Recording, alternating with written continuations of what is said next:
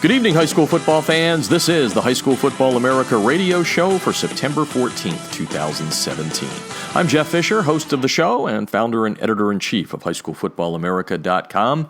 Before we get things underway, all of our thoughts and prayers going to everyone across the state of Florida dealing with the aftermath, the cleanup, and everything else that's going on down in the state of Florida.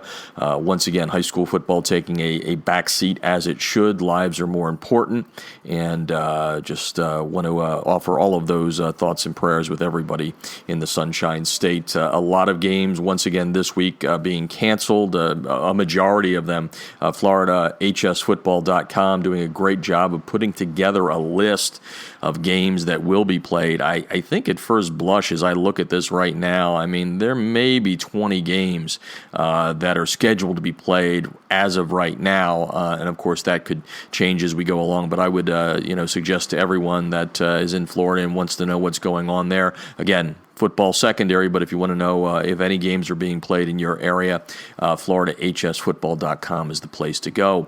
And in Texas, in the Houston area, finally, after Hurricane Harvey, teams are getting back onto the fields. Real games being played this week. Even last week, they played scrimmages. So at this point in time, everything is going to be now up and operating in the state of Texas. And again, we also send our thoughts and prayers there to everyone in Texas still dealing with the devastation caused by Hurricane Harvey. And because of these two hurricanes, there's been a pretty big impact on the High School Football America Top 100 with teams that were preseason ranked in the top 100, and they've fallen since the beginning of the season, and the main reason for that is they haven't played games. And in the algorithm that we use, and we've been using since 2013, strength of schedule is a big one. I use the description or the situation of Katy in Sunday's Story when we released the top 100. The Tigers began the season ranked number 19. They're down to number 26, even though they haven't played a game at this point. And the reason for that is two of the games that were canceled for Katy were against top 100 teams, Westlake and Klein Collins. So that pops their strength of schedule down. Now, of course, a deep run into the playoffs will make up for that. But at this point, they've already dropped 7 spots. But they will get everything underway coming up this weekend against the Woodlands from Texas, and the Woodlands ranked number 60. So expect to see the Tigers start moving back up if they can beat the Woodlands, which made it to the Class 6A Division I state championship game last year before losing to Lake Travis. And same thing goes for Florida, where all of these teams have had to cancel games. Miami Central, of course, carrying the big banner for the state of Florida last week, pulling off a big upset, going into Las Vegas in the City of Lights and knocking off Bishop Gorman 24-20. That brings the Rockets rocketing up the top 100 from 34-13 this week. Bishop Gorman has now lost 2 games in a row. First time that the Gales have done that since, I believe it was 05 or 07. And they've got another big game this week coming up against number 11 De La Salle there in Las Vegas. But the Rockets were able to get out before the hurricane hit. They were delayed getting back into town. I'm not even sure if they're back in town at this point yet or not. But, all the Florida games that are being canceled will do exactly what the Texas situation did in the algorithm, which is will take down some teams' strengths of schedule. So we'll have to see how all that shakes out. We have 8 new teams coming into the rankings this week, and go to highschoolfootballamerica.com to see the entire top 100. We have 7 top 100 matchups this week, down from the last 2 weeks. We had, I think we had 18 2 weeks ago, and we had 10 last week, so we will have some more adjustments. The big one out here in Southern California, number 1 Mater Dei taking on Bergen Catholic, which was upset last week by Archbishop Wood, and we're going to have Nunzio Campanile on the show here in just a little bit from Bergen Catholic talking about that. He stated after the game, after losing to Archbishop Wood, which is a very good program out of Pennsylvania, that his coaching staff and his players kind of laid an egg, so to speak, and he'll talk about that and talk about traveling across the country to play a big game Saturday night here in Southern California. Mater Dei taking on Bergen Catholic. Like I said, one of 7 top 100 matchups this week. Number 10, South Point in South Carolina, taking on Georgia Power Buford. Buford, number 67 in the latest rankings. Mentioned already the De La Salle, number 11, will try to hand number 15, Bishop Gorman, its 3rd loss in a row on Friday night.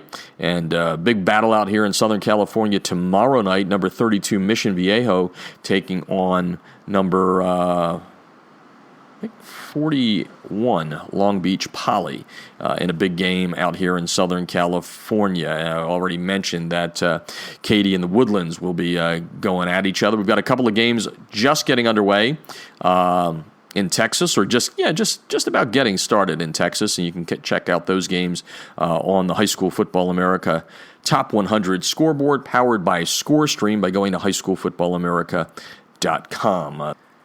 Games in Texas tonight, 79 versus 80 as Lamar out of Houston, the Texans taking on number 80 Klein Collins. Also tonight we've got number 30 Denton Ryan, the Raiders, taking on Wiley East in a battle there in Texas. Don't forget, throughout the weekend, if you want your high school football scores, High School Football America is the place to be by going to highschoolfootballamerica.com. All of the scores broken out state by state, powered by ScoreStream. You can download the ScoreStream app before you go out to the game, upload photos and video, and let everybody know around the nation live what's going on with your favorite team. And all you have to do is go to highschoolfootballamerica.com. In the navigation tab, click scores, and you'll get a state-by-state breakout. Plus, we have our top 100 scoreboard. Also want to bring in the rest of our partners. Crossover, breaking down your game film for you in an efficient way, and really allows you to go and do what you do best, which is coach.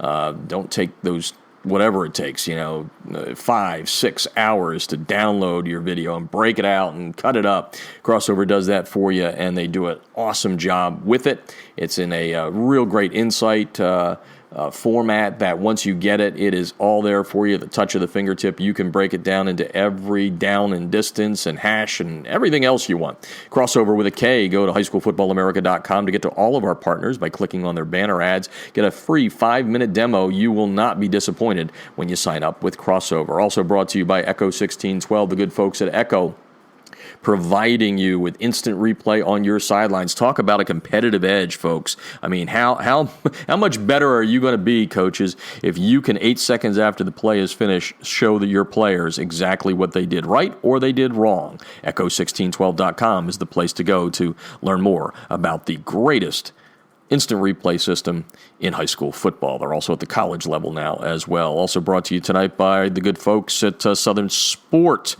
keeping those pesky rubber pellets out of players' shoes for a long, long time now. They have built this spat that is American-made. It's patented. It's a wonderful, wonderful product. Comes in over 20 great colors. Use the special code HSFA to get a discount up to 30% on your order by going to TDIRazor.com. That's razor with a U. TDIRazor, RAZUR.com. Also brought to you tonight by the good folks at USA Today High School Sports, High School Football America, and USA Today, teaming up once again in 2017 to give you great coverage from around the nation and specifically from Southern California. Check them out at usatodayhss.com.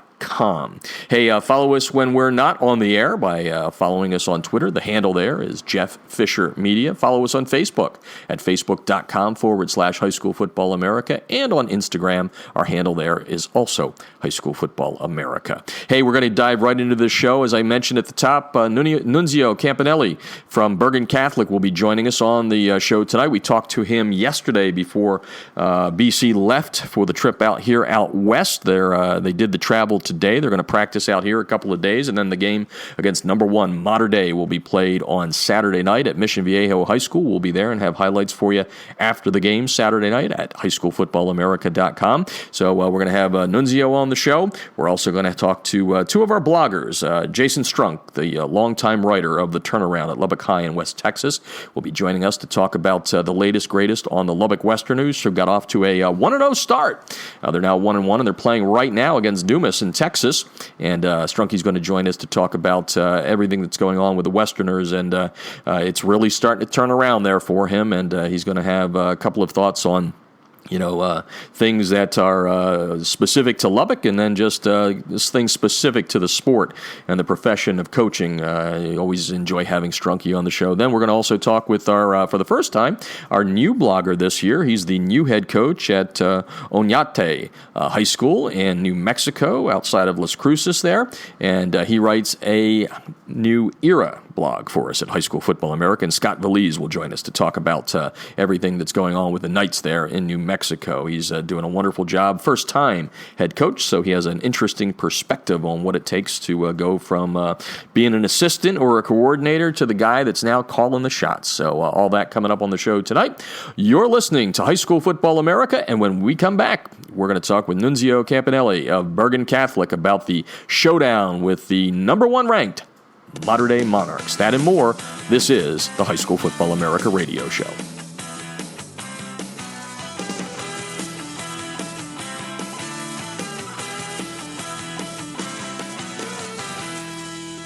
Instant replays on a high school football sideline? Seriously? Yes, the future is here with Echo 1612's Instant Replay Sideline System. Echo's cutting-edge technology was the first to the market 2 years ago. Echo delivers instant replay to your sideline on an iPad within seconds of a play being finished so that you can make tomorrow's coaching changes today. This NFHS-approved product may be the biggest change in high school football since the invention of the helmet. Coaches, you'll gain a competitive edge by adding Echo 1612's Instant Replay Sideline System to your coaching toolbox. How cool is this? The Echo Instant Replay Sideline System works with both your current booth and end zone cameras, plus, and this is an important point, Echo works without any cellular connection, data plans, or internet. The list of high school football programs using Echo 1612 system is growing daily, meaning your opponent may already have a game time advantage. You don't want to be left out, do you? The Echo 1612 advantage is simple. Echo plus an iPad equals instant replay on your sideline that improves your game planning. Seriously, you'll be making coaching adjustments in real time, not the day after. Except no copycats, Echo 1612 is the best on the market. Echo 1612's cutting-edge technology helps you make tomorrow's adjustments today. Learn more at echo1612.com.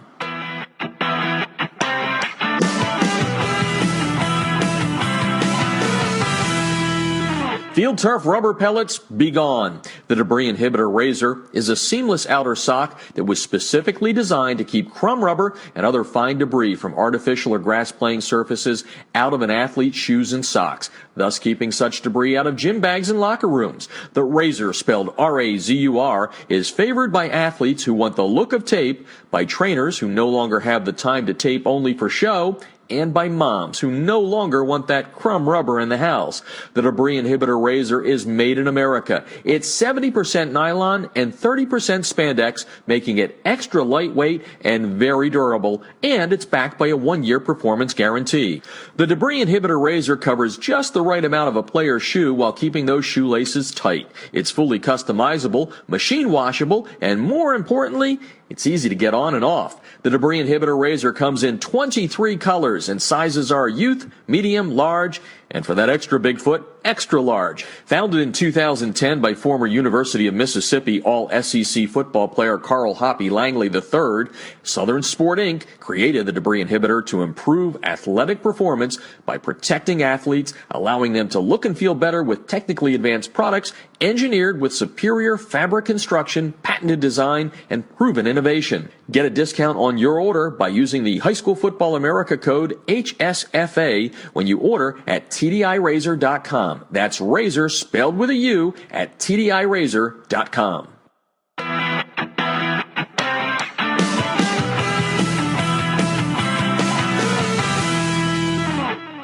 If you're scouting your opponents without Crossover's game film breakdown platform, you're missing an opportunity to get a huge edge over the competition. Crossover's service lets you upload game film from your hard drive, video camera, or other websites like Huddle. Their team of football experts will then clip and tag the game with player and formation info so that when you log into your account, you can filter the clips however you'd like. They'll also automatically prepare a comprehensive tendency report and down and distance report for your staff so you can can see exactly what your opponents like to call in specific situations.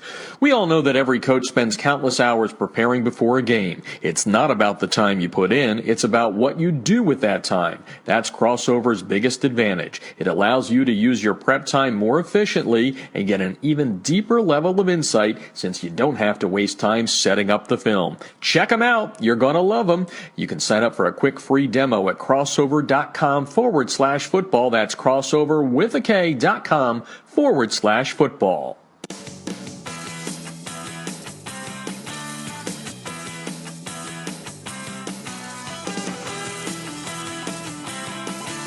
This portion of High School Football America brought to you by USA Today High School Sports. Once again in 2017, High School Football America and USA Today High School Sports teaming up to give you great national high school football coverage and coverage specifically from Southern California. Check them out at usatodayhss.com. All right, we start out in Jersey tonight, going back toward my hometown area there, right next to Pennsylvania, and a big football game out here in Southern California as the top-ranked Mater Dei Monarchs going to take on number 34 in the land, Bergen Catholic, team that started number 13 in the High School Football America Top 100. Ran into a tough one last week against Archbishop Wood out of Philadelphia. We're going to talk to Coach Nunzio Campanile about that in just a second here. He's on the line. The game part of the Brother in Arms event that's going to take place at Mission Viejo High School. Looking forward to watching the game and looking forward to see how the guys back east do against the people in Southern California out here. Welcome to the show, Coach. Glad to have you on.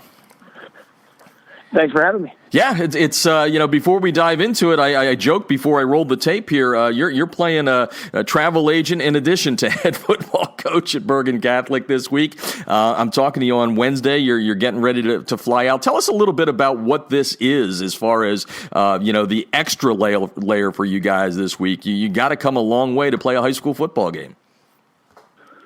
Yeah, it's a heck of an undertaking, to be honest. But, thankfully we got a lot of help, a lot of support between coaches, administration, and our parents group. But it definitely is a lot of work, to move 62 kids and, 15 plus coaches and plus administrators and all that, across the country. And but we've had the opportunity to do it before, and this is the furthest we've gone. But we've been to Utah and to Nevada, so I guess California's about as far as we could take. Yeah, what exactly? Well, you could go to Hawaii, I guess.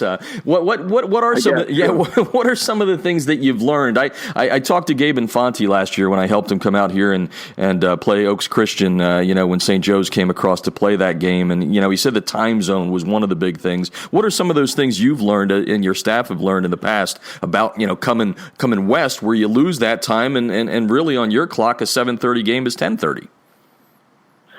Actually, I think it's way better than them coming this way. I think, we played Bishop Gorman at 1:00 here. That had to be like 10 o'clock in the morning for them. I assume that was tough. I kind of feel a little bit like, teenagers at 10 o'clock at night are, they're kind of at their best.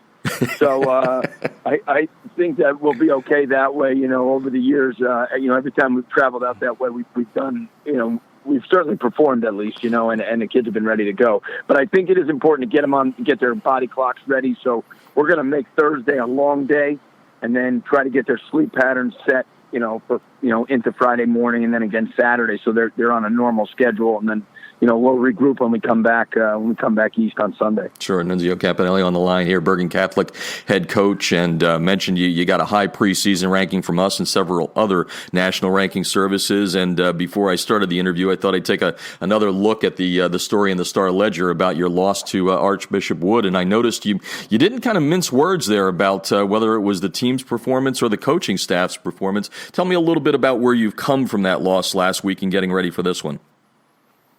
Well, first of all, hopefully it's a great learning experience for everybody. We've got some experienced guys coaching our team. We know better than to not be at our best. I think our kids started connecting the dots. They took a pretty serious loss to Paramus Catholic, and we beat DePaul in a pretty good game, but by more than 20 points. And they watched DePaul beat up on Paramus Catholic the next day, and I think we kind of. We took a lot of things for granted. I don't think we played as hard, as tough, and as physical as we expect ourselves to. And, when that happens, hats off to Archbishop Wood. I mean, they came out and they played their tails off, and they played really hard. In my opinion, they played a lot harder than us. And, hopefully it's a great lesson to learn. You have to be at your best every week with our schedule. I mean, we went into the season. I think we have 7 teams out of 9 on our schedule that were in your top 100 in the country. So, every one of those games is a coin flip game, in my opinion. Every team we play can beat us.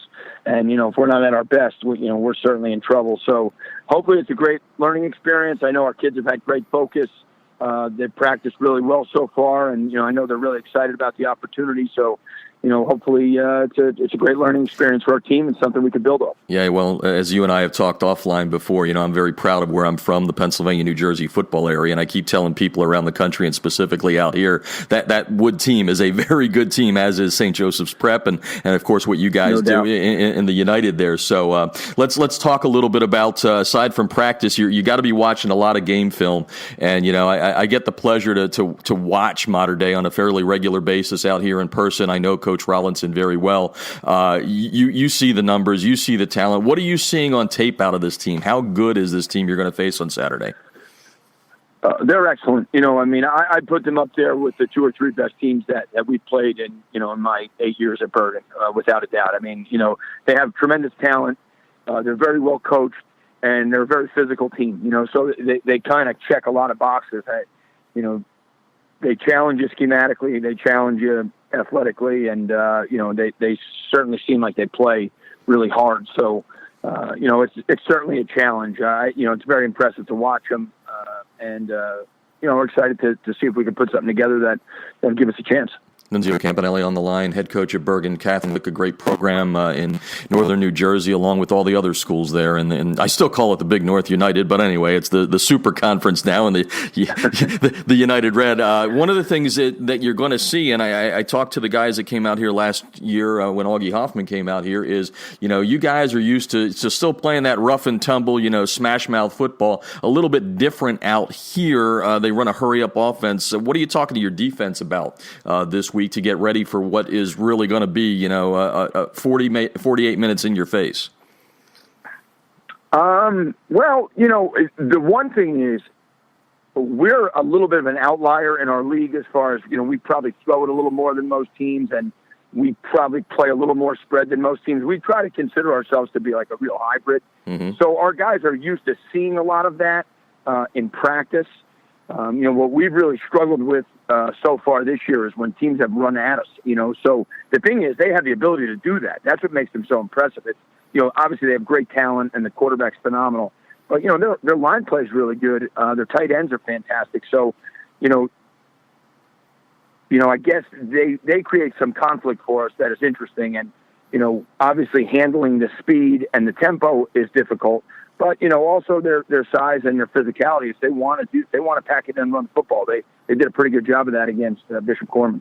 Let's talk about some of the kids for BC this year. I know you're only 2 games in, but who are some of the kids that have stepped up for you that you're looking for big things, not only in this game, but through the rest of the year and hopefully to a championship run there in Jersey?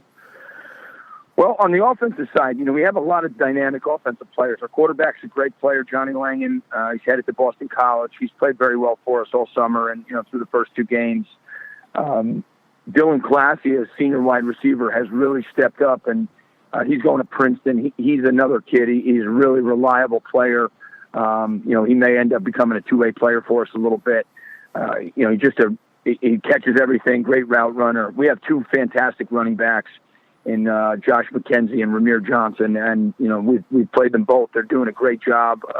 I think they're possibly the 2 best running backs in New Jersey. So we have a lot going for us there. We got a couple really good tight ends in Tyler DeVera and Aeneas DeCosmo, and we've had a guy, Isaiah Gibbons, really step up for us at wide receiver. He's a really talented kid that was injured a lot his junior year. He's got some size, about 6'4", 210. So getting him, and then Michael Feaster's one of our captains. So we have a lot of talented offensive skill players. Garrett Cody caught a pass for us last week. He's going to be another really key player. Our O-line play is really going to be the key for us on offense. We played really well in the first game. We struggled a little bit in the second game. We have to get that righted. But we have talent. It's the biggest offensive line we've had in my 8 years here. We have a sophomore, Brian Felter, that's really going to be a great player.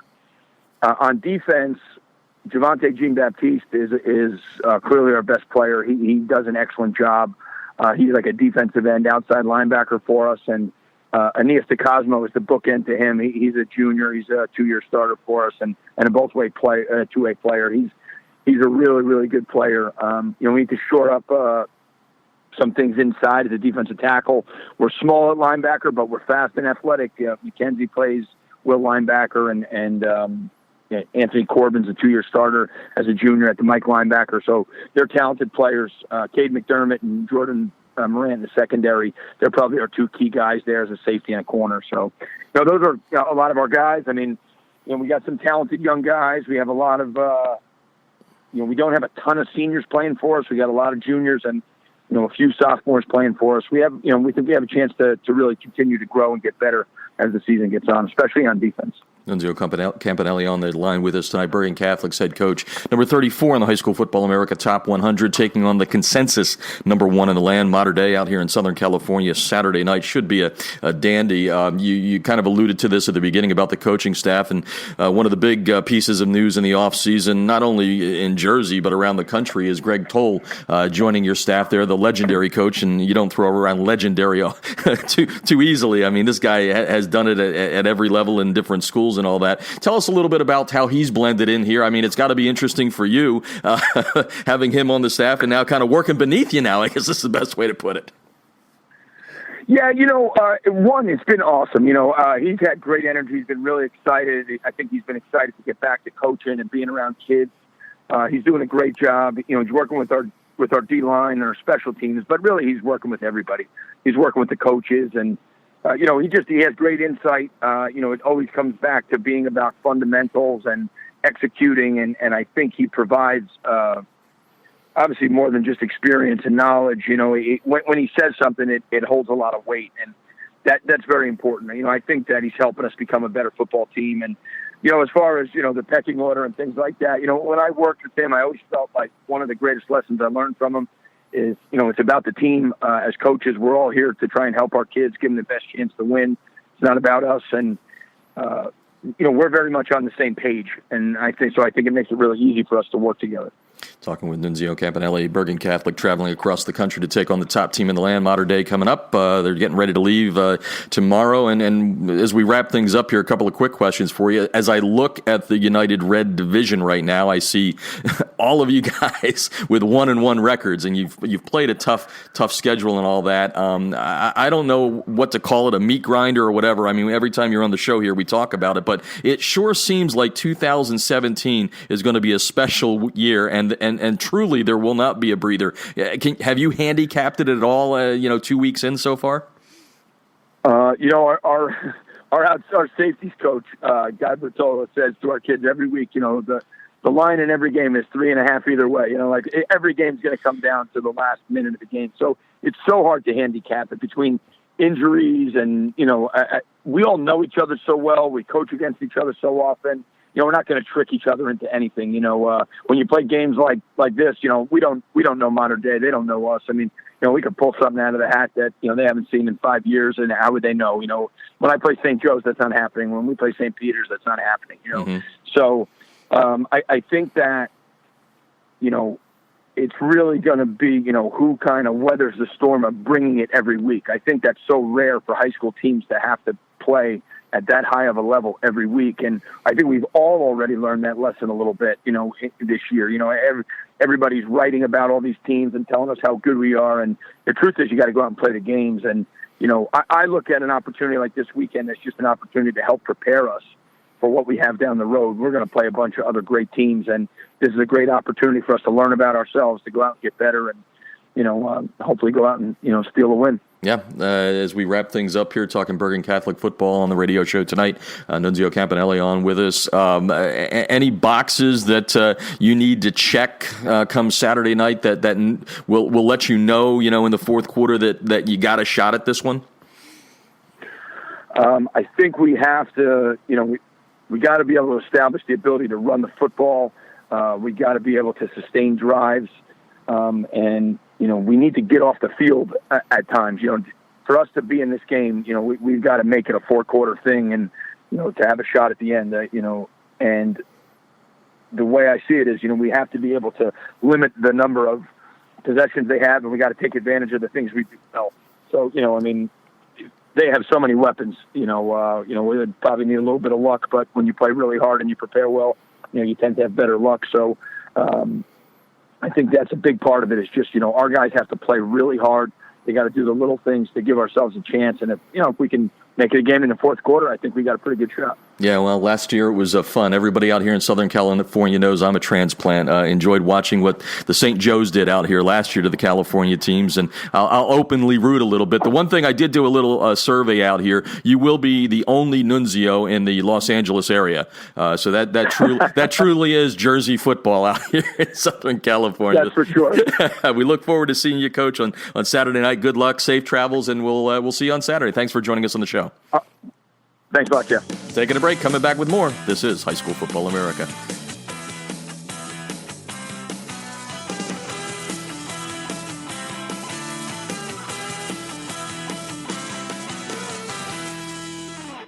Instant replays on a high school football sideline? Seriously?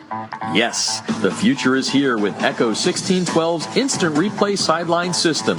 Echo's cutting-edge technology was the first to the market 2 years ago. Echo delivers instant replay to your sideline on an iPad within seconds of a play being finished so that you can make tomorrow's coaching changes today. This NFHS-approved product may be the biggest change in high school football since the invention of the helmet. Coaches, you'll gain a competitive edge by adding Echo 1612's Instant Replay Sideline System to your coaching toolbox. How cool is this? The Echo Instant Replay Sideline System works with both your current booth and end zone cameras, plus, and this is an important point, Echo works without any cellular connection, data plans, or internet. The list of high school football programs using Echo 1612 system is growing daily, meaning your opponent may already have a game time advantage. You don't want to be left out, do you? The Echo 1612 advantage is simple. Echo plus an iPad equals instant replay on your sideline that improves your game planning. Seriously, you'll be making coaching adjustments in real time, not the day after. Except no copycats, Echo 1612 is the best on the market. Echo 1612's cutting-edge technology helps you make tomorrow's adjustments today. Learn more at echo1612.com.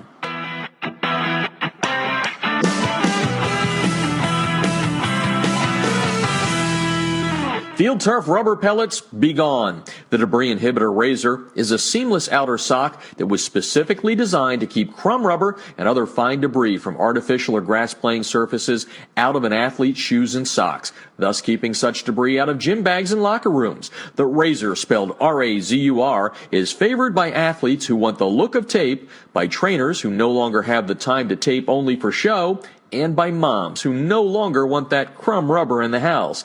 The Debris Inhibitor Razor is made in America. It's 70% nylon and 30% spandex, making it extra lightweight and very durable, and it's backed by a 1-year performance guarantee. The Debris Inhibitor Razor covers just the right amount of a player's shoe while keeping those shoelaces tight. It's fully customizable, machine washable, and more importantly, it's easy to get on and off. The Debris Inhibitor Razor comes in 23 colors and sizes are youth, medium, large, and for that extra big foot, extra large. Founded in 2010 by former University of Mississippi All-SEC football player Carl Hoppy Langley III, Southern Sport Inc. created the Debris Inhibitor to improve athletic performance by protecting athletes, allowing them to look and feel better with technically advanced products engineered with superior fabric construction, patented design, and proven innovation. Get a discount on your order by using the High School Football America code HSFA when you order at TDIRazor.com. That's razor spelled with a U at TDIRazor.com.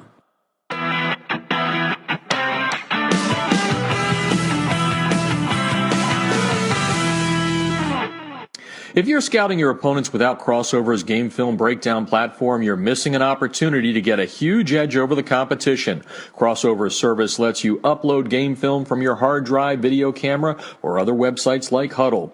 Their team of football experts will then clip and tag the game with player and formation info so that when you log into your account, you can filter the clips however you'd like. They'll also automatically prepare a comprehensive tendency report and down and distance report for your staff so you can can see exactly what your opponents like to call in specific situations. We all know that every coach spends countless hours preparing before a game. It's not about the time you put in, it's about what you do with that time. That's Crossover's biggest advantage. It allows you to use your prep time more efficiently and get an even deeper level of insight since you don't have to waste time setting up the film. Check them out. You're going to love them. You can sign up for a quick free demo at crossover.com/football. That's crossover with a K.com/football.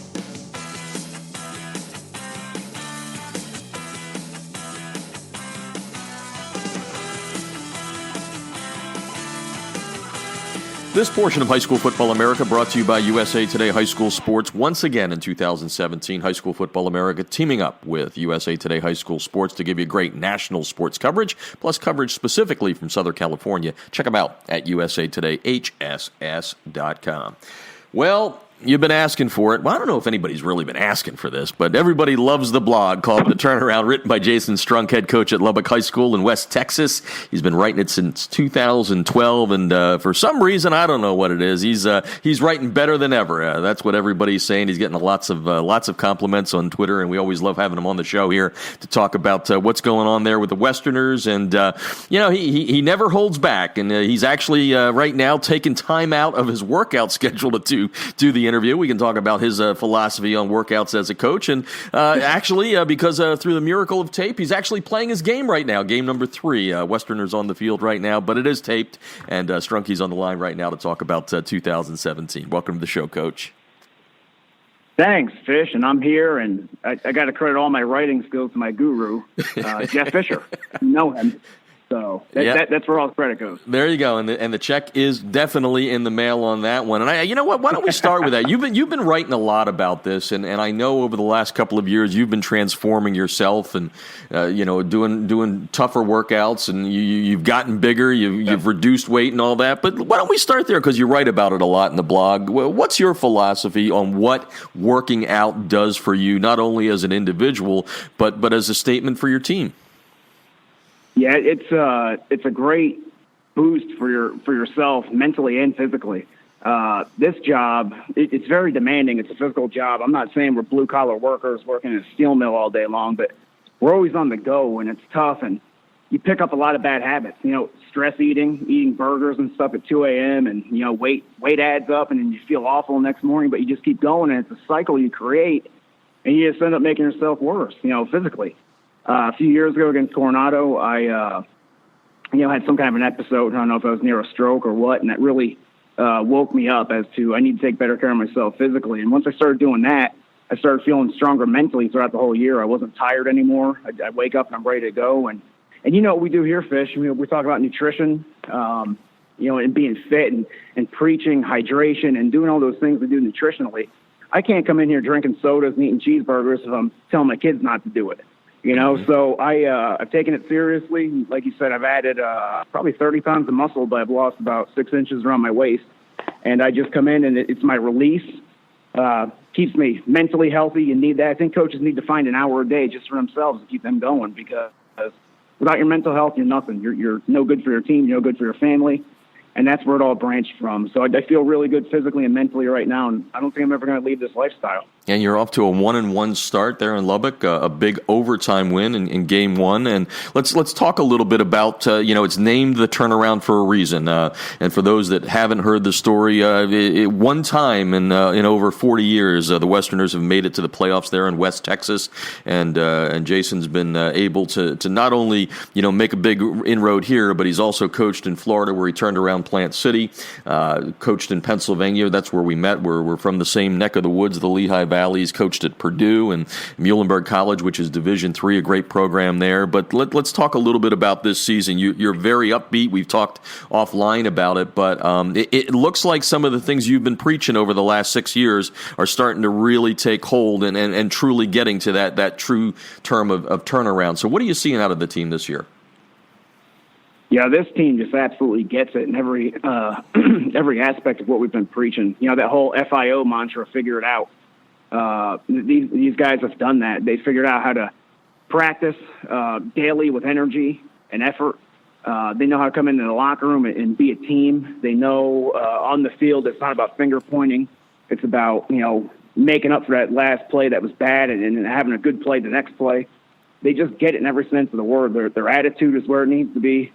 It's the most fun I've had with a group since I've been here. For whatever reason, it's just clicking with this group. And I think you could see that carry over into the Seminole game where we're down the whole game. We come back in the fourth quarter, and then we went on our first play of offense in overtime.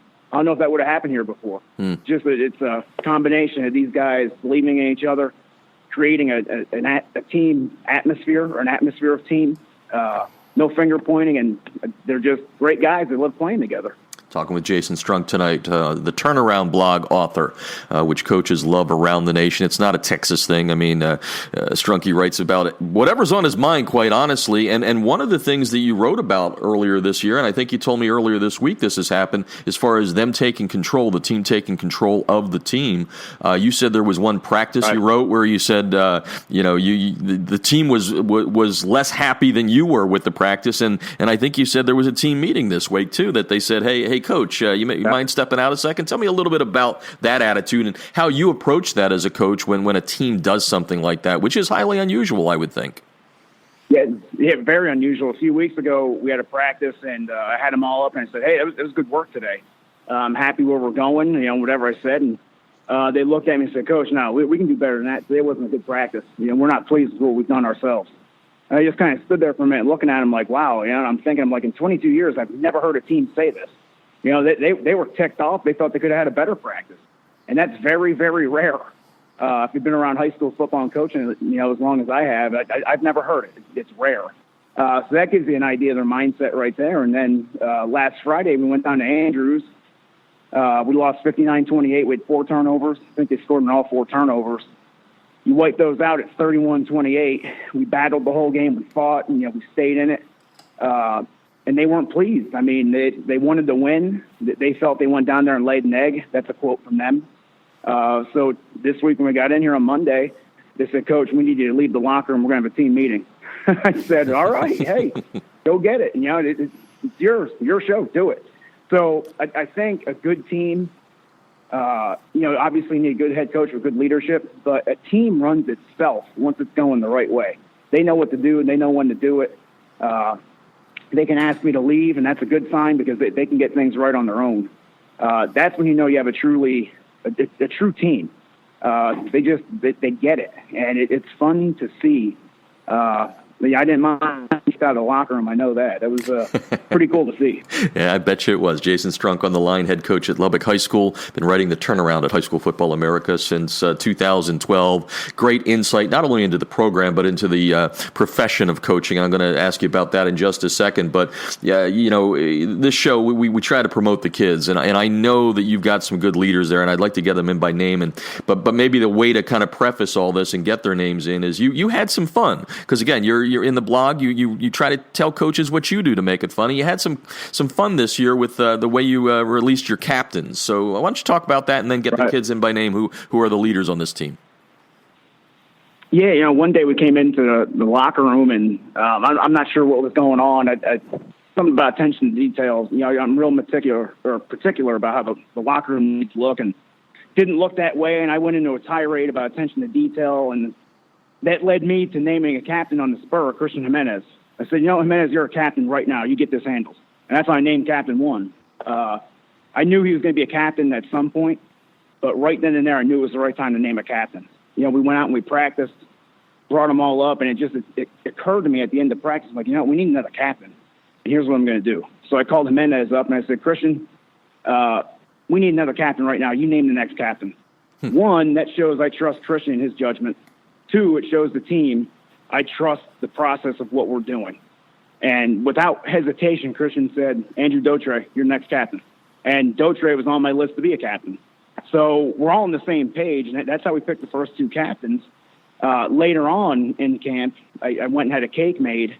A friend of mine made a cake, a huge cake for the entire team. And on that cake were the names of the rest of the captains, and I surprised them with it. So they came in, opened it up, I had them stand up one by one. They saw the name on the cake and knew that's how we selected him as a captain. So it was fun. Celebrated breaking camp that way with a cake.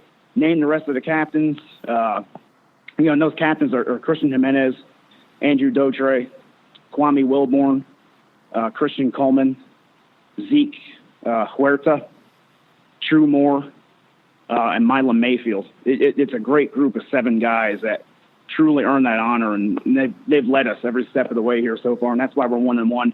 Lubbock High was 1-0 for the first time since 2000. Wow. And only the second time since 1975. And that's because of those 7 guys we picked. That's wonderful. Yeah, think about that for a minute. Yeah, I did. Well, like I said, just the playoff, just the things that you've gone through to turn it around there. And again, folks, he won't say that. Well, you will say this, but I'll say it for you, and you can kind of react to it. But the turnaround is more than a 10-0 season. It's about a lot of things you've done there. I think if I have the numbers right, you came in. I think you had 1 football in the program, 45 players, and I don't know what your numbers are right now, but you've done some significant things there, and maybe that's a good way to kind of go into the end of the interview, which is the turnaround is meant to be something specific. Where would you say the turnaround is at Lubbock High right now? We've done everything off the field. Like you said, we built the program from 65 players to over 200. There's interest in football here. We started a nutrition program. We're good in the classroom, which Lubbock High has always been, but we never have a varsity player ineligible. So academics are there. We just spent close to $150,000 revamping our weight room, all new equipment. It's all here. Like everything we need for success for Lubbock High off the field is set up. The part we're at now is getting over that hump on the field, and that's making up for lack of size. Which, I'm just honest. That's what it is. We're small. We need to find ways to battle and play games differently than other teams. So right now, the turnaround is at the point where it's everything's in place off the field. It's time to start getting over the hump on the field, and that's eliminating, penalties, turnovers, and things like that. And week 1, we did that. Week 2, we didn't, and that's why we're 1-1. We could be 2-0. So right now, we're at the point where it's time to get the wins and get over hump. Everything else is in place. And I got to tell you, it's been fun getting to this point. Mm-hmm. When you're running around trying to win on the field and get things set up off the field, it's crazy. Right now we have a system set up. The process is here. And now it's just about football and getting over the hump on the field. Speaking of fun, you wrote about this in the blog on highschoolfootballamerica.com. Your son is now officially in the varsity program. You kind of painted a little scenario earlier this year that I'm not going to steal your words. I'm going to let you tell it, but it was kind of a coach meets dad type of moment on the field there, watching your son Mac during a practice. Tell those out there, because there's a lot of coaches out there that coach their kids in high school football. Let's hear about your experience. He's a sophomore. He's playing varsity for us. And it's funny, he's been with me every step of the way, every Friday night on the sidelines since I don't know how long. He's been our ball boy. There's pictures in our office here at Lubbock High. Little Cam Jackson catching a touchdown pass in 2012. And in the background, there's little Mac holding the football, running down the sideline. That's how far he's come. Went from ball boy to being a backup corner for us and being all of our special teams right now as a sophomore. So it's been fun coaching him, and people know me, I'm from Pennsylvania. I'm a Northampton Concrete kid, and I brought out one of my former players in there, Devin Klein, and he's coaching with us. And I started coaching Devin in I think it's year 2000 or 2001. I coached Devin for 5 years in Northampton. He grew up a block up the street from us in Northampton. So tight connection with him. I brought him out here to coach with us, and I was on the field in fall camp, and I look over and I see Devin Klein coaching my son. And it just struck me for a minute. You're like, wow, here's a guy I coach that's now coaching my son. He had his arm around him, and it was a weird, neat, fun experience. I don't want to get all mushy and stuff, but I got a little emotional on the field and walked away because it was just something neat to see. A kid I coached giving back and now coaching my son. It was a moment I never really thought of. I didn't understand the levity of it, so I had to walk away and compose myself. It was pretty cool, and that's the great thing about this sport and the coaching world. Building relationships that last a long time and watching one of my former players coach my own son. It was really neat.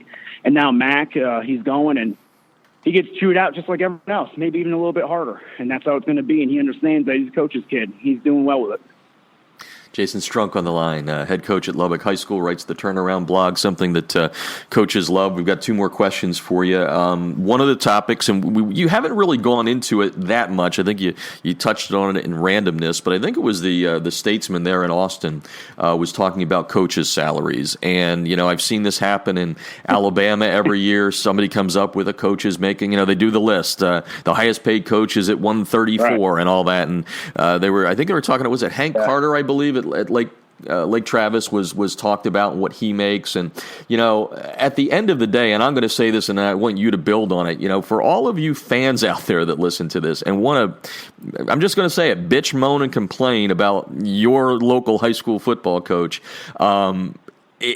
don't. They put in double a 40-hour week. So I'll use that as the springboard for you where you can go on that. But I know you have some specific thoughts on what you do, what you earn, and what your fellow coaches in the profession do for not only the X's and O's and the W's and the L's, but what they do as a second father in a lot of cases. Right. Yeah. And every year that article comes out. I mean, they just rewrite it. And I don't know why. I don't know what the point is. The first week of the season, it always comes out. And what set me off this year about it was someone from there, whoever released that article, one of his followers on Twitter also worked at the newspaper that released it, wrote something to the effect, I guess I should have gotten an. And my response to that is, no, you shouldn't, because you stated that because of the salaries. I never once got into coaching because of a salary or because of money. I got into coaching because my mother died. I lost my way. And it was a high school coach that put his arm around me and got me in the coaching profession. It basically saved my life. So whoever that guy was that wrote that is clueless about what we do. This is about relationships. I got in this for the love of the game and love of helping other kids. And I've built my way up to where I am right now. And I've earned every nickel I've ever made in this profession. And I'm proud of that. We do a lot of things. If you look at the schedule I wrote a few weeks ago or last week about I forget, it was a Tuesday. I was on the go for 15 hours that day. And that's daily. We do that daily. This week I'm sick. I have 102 fever. I'm running around here. I'm working 12, 13, 14-hour days. I'm making sure kids have everything they need. We never stop. We don't have time to complain, sit down, count our nickels, as they think, like we're in this for the money. And it just really drives me nuts when people say that. I mean, just come spend a day with us and find out what we do. We don't have work hours 8 to 5. Our work hours are wake up, go to work, and go to bed. That's the best way to put it. There's no 8 to 5. There's no lunchtime. There's nothing.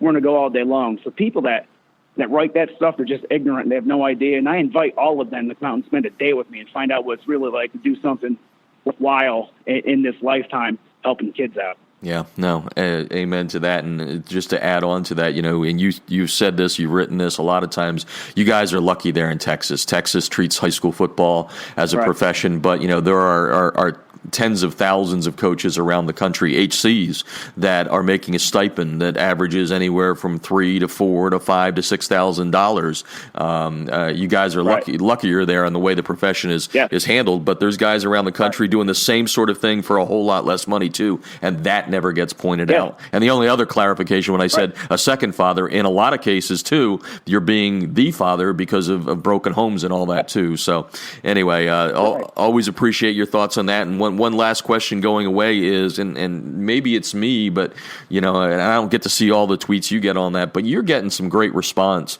from my perspective from coaches around the country. Now that you've been doing this for 5 years, not that we're retiring you or giving you a going away gold watch for writing it, but how's that making you feel, and what's kind of your take on, because you didn't know what you were getting into when you called me 5 years ago in 2012, but what's your take on that? I think that's a good way to go away on this one.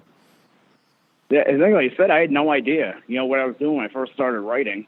I always enjoyed writing, but I never wrote a blog, and I think I've evolved, the past 5 years, and I never really understood what I was getting into. I think I understand where it's at now. People are reading this blog from every corner of the U.S., and I think that's crazy in a good way. We're connecting with a lot of people across the U.S. We're networking with coaches. We're giving coaches ideas. Just the other night, Lewis Howell, who's coaching in New Mexico, he's a Lubbock High grad. He texted me around 10:30 at night and said, "Coach, I'm sorry for the late text, but how do you create an atmosphere in the locker room that's positive. We're struggling in this area and so forth. I mean, that was at 10:30 at night. A guy just reaches out to me, and that's because of the blog. And I think that's really cool that I'm networking and connecting with all these coaches. And on the flip side, I'm learning information from them. I'll write something, and then they'll contact me and say, "Hey, Coach, that was a great idea. Here's what I do." And I was like, "Hey, that's a good idea. I never thought about that." So I'm getting info from other people, too, to install or instill in my program, which is really a neat benefit of it all. So staying connected with these coaches across the U.S., it's fun. And I say it, and maybe it's becoming a cliche now, but I don't like cliches.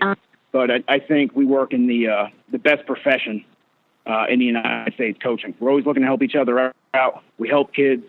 We're lifetime learners. I think that's what it's all about. So I'm pumped to be a coach, and I'm glad I'm writing, and I'm very thankful you asked me to write this blog. And I look forward to continuing this until hopefully I retire. That'll be fun. Yeah, well, you continue to FIO it. By the way, we keep telling, Trish says the same thing. You need to copyright that, trademark it or something. FIO needs to be something that is across the nation. Well, Jason, appreciate your friendship. Appreciate you writing the blog, everything you do. Coaches around the country are always writing me, especially if you go a couple of days without writing one. Where is he? What's he doing? He's coaching. Well, this week I've been sick. So I'm gonna write one today before the game at some point to kind of get a good little mental escape. Well, have a good. Like I said, this is airing right now while you're playing. So good luck tonight.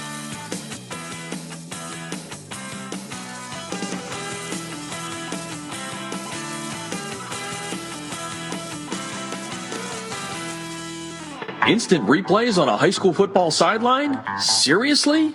Yes, the future is here with Echo 1612's Instant Replay Sideline System. Echo's cutting-edge technology was the first to the market 2 years ago. Echo delivers instant replay to your sideline on an iPad within seconds of a play being finished so that you can make tomorrow's coaching changes today. This NFHS-approved product may be the biggest change in high school football since the invention of the helmet. Coaches, you'll gain a competitive edge by adding Echo 1612's Instant Replay Sideline System to your coaching toolbox. How cool is this? The Echo Instant Replay Sideline System works with both your current booth and end zone cameras, plus, and this is an important point, Echo works without any cellular connection, data plans, or internet. The list of high school football programs using Echo 1612 system is growing daily, meaning your opponent may already have a game time advantage. You don't want to be left out, do you? The Echo 1612 advantage is simple. Echo plus an iPad equals instant replay on your sideline that improves your game planning. Seriously, you'll be making coaching adjustments in real time, not the day after. Except no copycats, Echo 1612 is the best on the market. Echo 1612's cutting-edge technology helps you make tomorrow's adjustments today. Learn more at echo1612.com.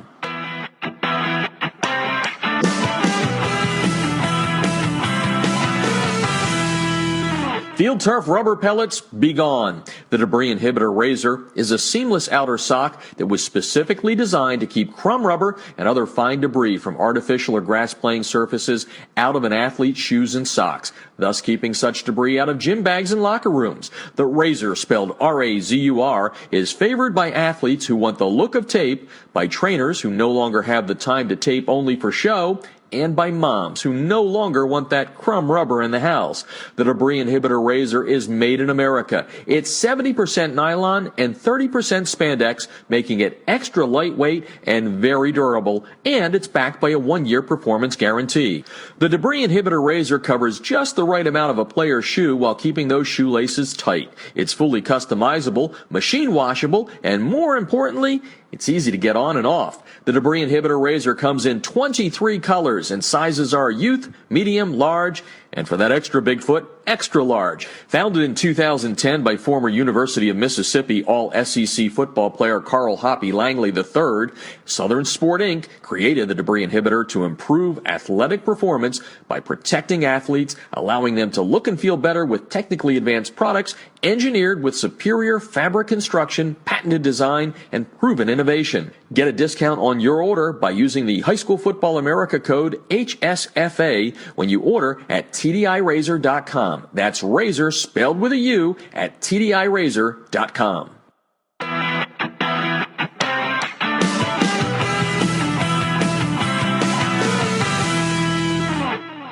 If you're scouting your opponents without Crossover's game film breakdown platform, you're missing an opportunity to get a huge edge over the competition. Crossover's service lets you upload game film from your hard drive, video camera, or other websites like Huddle. Their team of football experts will then clip and tag the game with player and formation info so that when you log into your account, you can filter the clips however you'd like. They'll also automatically prepare a comprehensive tendency report and down and distance report for your staff so you can see exactly what your opponents like to call in specific situations. We all know that every coach spends countless hours preparing before a game. It's not about the time you put in, it's about what you do with that time. That's Crossover's biggest advantage. It allows you to use your prep time more efficiently and get an even deeper level of insight since you don't have to waste time setting up the film. Check them out. You're going to love them. You can sign up for a quick free demo at crossover.com/football. That's crossover.com/football.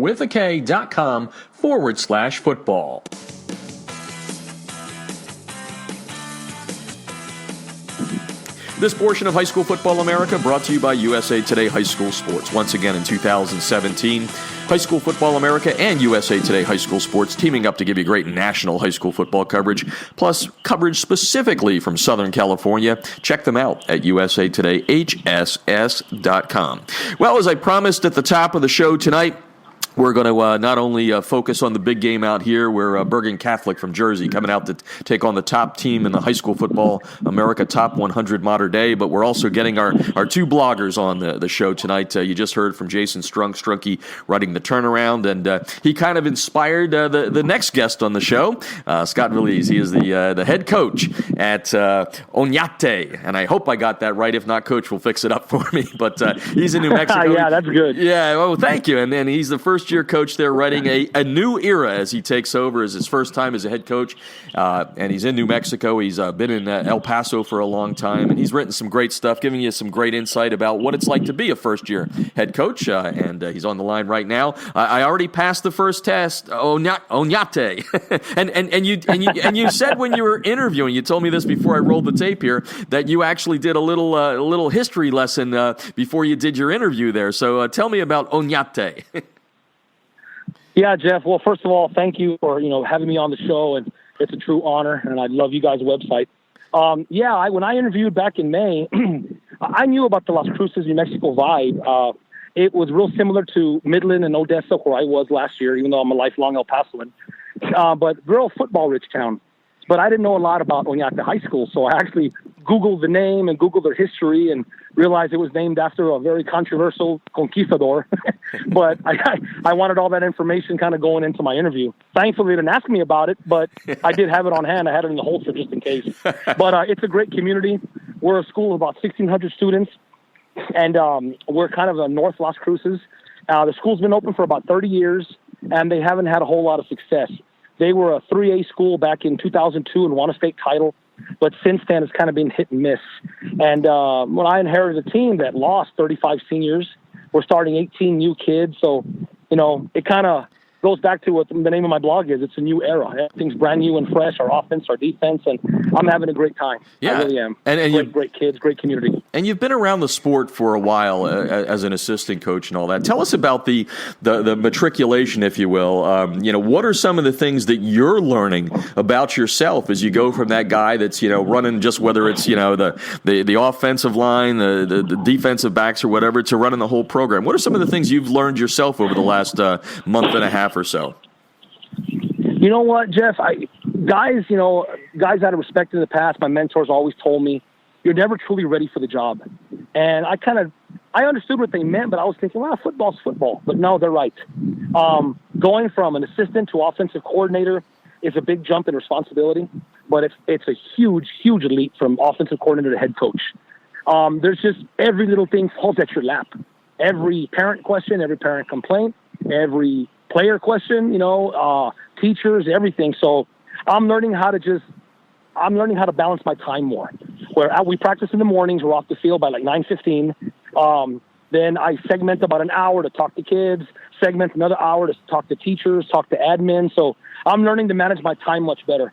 And I'll be honest, my head was spinning the first month and a half, but it's starting to slow down for me little by little. So I'm starting to settle in. Talking New Mexico football tonight on High School Football America. His blog is called A New Era.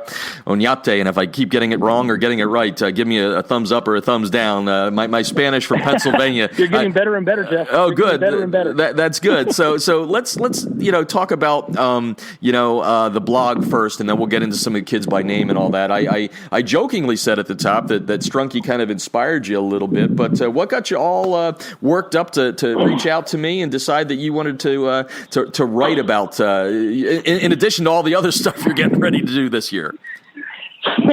Yeah, it was a few years ago that I saw Strunk's blog, and I knew who he was, and I knew where he coached, and I always had a lot of respect for him and where he's been and his resume. And so I have followed your site for a while, and I have followed Strunk's blog, and I always liked it. So it was kind of like the social media thing. I always hated Twitter and Facebook, always. My wife's on Facebook, and I always give her a hard time. But I told her, if I ever become a head coach, I'll get a Twitter. So I got one May the 11th, and I'm addicted to that thing. I love it. I promote the heck out of that program. I do. I mean, I'm ashamed of it, but I love it. It's been 4 months. Well, because of that, I started thinking about the blog, and I would go to your site quite a bit. So I thought, I'm a former English major. I love to write.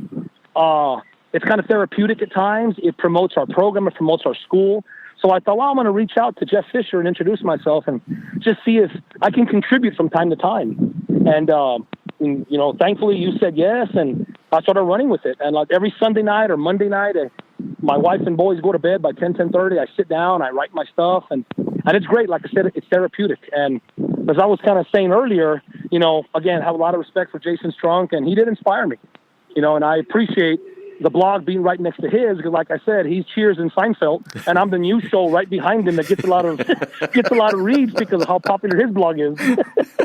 I love it. I told you before, it's such a great analogy, and I'm glad you brought it back in there. But let's talk a little bit about this team and get some of these kids in here. As you said, you're a young program right now, lost lots to graduation. But, with a new era comes new players and new thoughts and all that. So tell us some of the kids that you're liking what they're doing so far on the field for you. Well, I want to start with our seniors. I mean, we only have like 14 on the team, and they're great kids. Only 7 really play a lot and contribute. And I'm going to name some of those right now. Our quarterback, Aaron Sanchez, our center, which is my son, Justin Valise, Monroe Young, who's our only D1 kid. He has about 7 offers. Eric Ortega plays a lot of tight end for us, and Ivan Bettis is on the offensive line as well. Over on the defensive side, Monroe Young goes both ways. My son Justin goes both ways, plays defensive end. And another safety named Sam Rivera and Jared Rico play safety and a little bit of receiver for us. So, again, we only have 6 or 7 seniors contributing. We're an extremely, extremely young team. So, I mean, we're taking our lumps right now, but like I tell every interviewer after the games on Fridays or Saturdays, we're going to arrive at one point. We're not pushing the panic button because we're 0-3. We just keep working every day, and when we arrive, it's going to be great. It's going to be spectacular. Some of our juniors that have really, really stood out for us are, again, my other son, my younger one, Brandon Valise, plays receiver and corner. Jaden Diaz plays receiver and corner for us. A linebacker named Aras Ronquillo. And then our 2 inside linebackers, one's a freshman, unbelievably enough, and one's a sophomore, Carlos Marshall and Tappan Gray. So like I said, we're very youthful. At times we're very clueless, but they play hard and they're great kids. That's all I can ask for. And we're getting better every week. I know it sounds cliche. You hear coaches say it all the time, but it's true. We are getting better every week. We've been doing this show since 2011. There's been a lot of coach speak on here. Scott Valise is on the line, head coach at Oñate in high school in New Mexico, as he said, just a little outside there of Las Cruces. And Jason Strunk just talked about this, too, on the show. His son is now a sophomore and starting to play for him. He's a backup corner and special teams kid. And I'm not going to ask you the same question, but I'm going to get to what he talked about, which is when you're a coach's son, in this case, coach's sons, because you have 2 boys playing with you, how much harder are you on them, and how do you balance that? And then when you get home, how do you take off the coach's hat, or don't you? You know what? And my blog last week touched on that. Fatherhood and coaching, I believe I named it. It's easier for me, Jeff, I think, because I left coaching in 2000. As I put in my initial blog, I was a bit burned out. I was a bit tired, and my wife was pregnant with Justin at the time. So when I left coaching, I went into real estate in the mortgage business. And then in 2003, I started coaching youth baseball for my boys. One was 3 and Brandon was 2, wasn't ready to play yet. So by 2004, I'm coaching both of them. And that little youth program that I started turned into a 10-team select travel squad. So the reason I bring that up is because I've been coaching these guys since they were 3-4 years old. So we have a good rapport with that. It's not like they just got here and they're used to me for the first time. When I'm on the field, I'm a coach. I'm the head coach, or coordinator in the past. And when at home, I'm dad. But it is kind of hard to take the hat off because we get home and I'll remind them about play number 4 during team where they missed the block. I'll remind them about play number 15 where he dropped the ball. So it's hard to separate it. But my boys are just real tough, hard-nosed kids that, they understand that they're coaches' sons and they're under a microscope. And I hate to admit it, but yes, I am much, much harder on them because, my dad didn't coach in the high schools, but he did coach me in Little League. My older brother is from, an El Paso legend who retired last year, Chuck Valise, and he coached me in Little League. So I kind of know what it's like being the coach's brother or the coach's kid. So I try to pass that to my boys, but yeah, I'm not proud of it, but I am harder on them than everybody else. I try to balance it as much as I can, but they know who their dad is, and we got a great relationship. We really do. And I know what I'm most proud of those guys, like Justin, my oldest one, this is his 4th high school in 4 years. My job is taking me to 4 different places. Wow. Brandon, my younger one, it's his 3rd in 3, and he'll be able to be here again next year, of course. But not once did they complain. Not once did they say, Dad, I don't want to leave my friends. I don't want to leave El Paso. Not once. They have followed me blindly, and they have excelled everywhere they've been, academically and athletically, and I couldn't be more proud of them. It's a football is a family in so many ways, and yours just happens to be right in the family, and that's a wonderful thing. A New Era is the name of the blog that Scott Valise is writing for us on High School Football America. Check it out if you haven't done so far. One of the things that I wanted to talk to you about next is putting together a staff, and it's not easy no matter how many years experience you have as a HC, but in your case, this is the first year. Tell me a little bit about what that was like for you, how many guys you retained, how you ended up finding guys. How did you put your staff together? To be honest, that was one of the hardest parts of the transition. See, in New Mexico, they pay a little bit less, well, actually a lot less than Texas.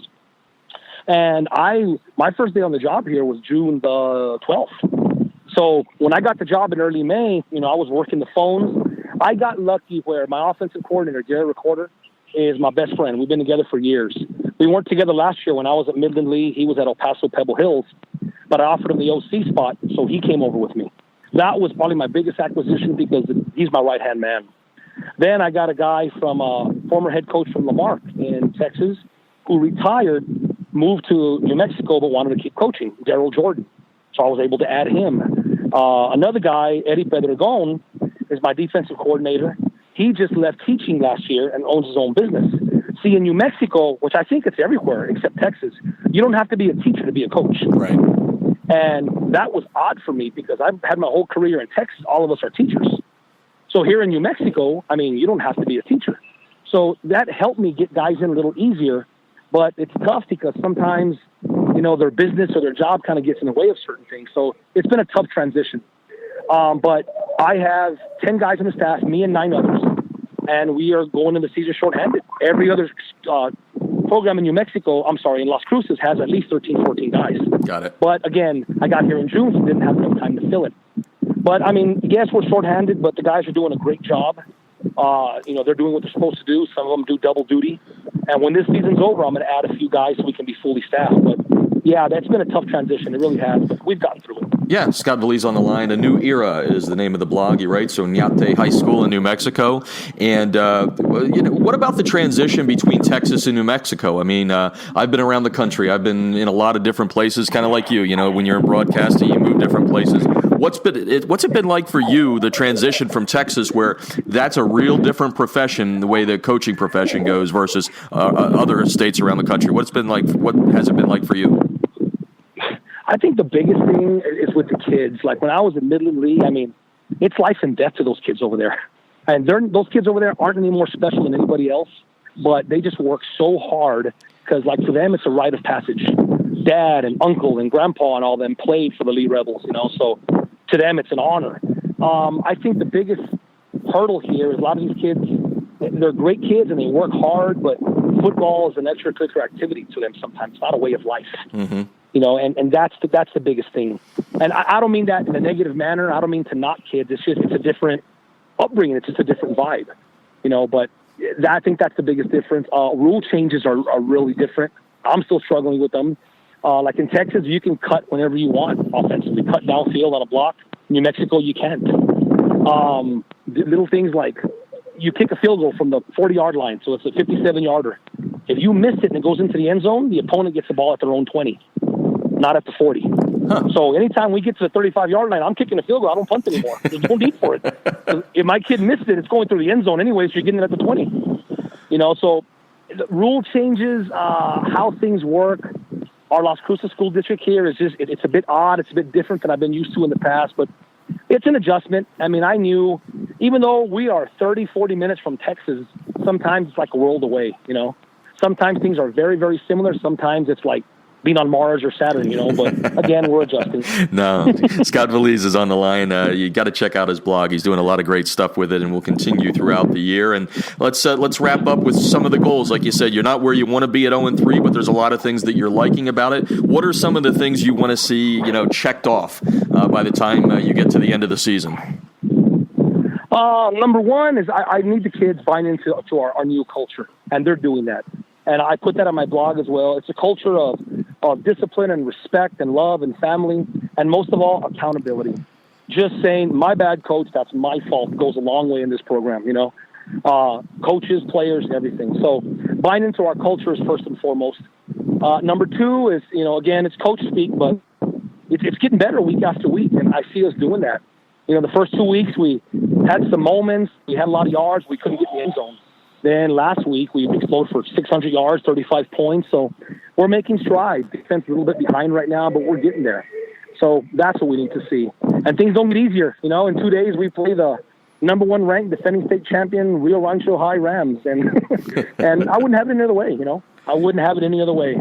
And my goal, Jeff, really, people think I'm crazy when I say this, but my goal is to be 7-3. And if we don't get it done against Rio Rancho Saturday, well, then my goal is to be 6-4. And the kids know that. I don't want to come in here with low expectations. I have high ones, and that's going to remain. So, and that's the key, just getting better, kids buying into the culture, and the wins will come. I tell these guys, again, it's the Nick Saban deal, trust the process that everybody uses now, but it's true. I tell these guys, don't worry about winning Saturday. Win Tuesday, win Wednesday, win Thursday, and then Saturday will take care of itself, or Friday will take care of itself. And I think they're understanding that. I really do. And we appreciate you taking the time to, it's great. As I said at the beginning when you called me up, I said, well, here's the deal. There have been a lot of coaches that have tried to follow in Strunky's footsteps. And all I ask is that you at least write once a week. And you wouldn't believe how many coaches fail. And not because I'm picking on them, but you guys have a lot of time that you're not only are you a dad and a father and a husband and all that, but you got all this other family you have. So I just, congratulate you on the blog and what you do and taking the time. And I know the readers around the country are appreciating it too, because everybody in this profession loves to, beg, borrow, and steal sometimes. And that's a compliment. Sure. It's not a bad thing. So thanks for taking the time to write the blog, and we look forward to watching the progress throughout the year. Well, Jeff, thanks for having me on. And I said before, you guys, your website's fantastic. Thanks for the opportunity to write the blog every week. I'm having a great fun with it. And kind of like you said, I've always believed in the old motto, good coaches borrow, great coaches steal, So I love writing it. If it can help anybody week to week, I appreciate that, because I look for that help week to week. I try to get better as a coach every single day. And again, I can't thank you guys enough for this opportunity. We appreciate it. Like I said, we'll catch up with you down the road. Good luck against the defending state champs coming up this week. We'll talk to you soon. Take care. All right. Thanking Scott Valise for doing a great job with the blog, A New Era. Check it out at highschoolfootballamerica.com, along with Strunky's blog, The Turnaround.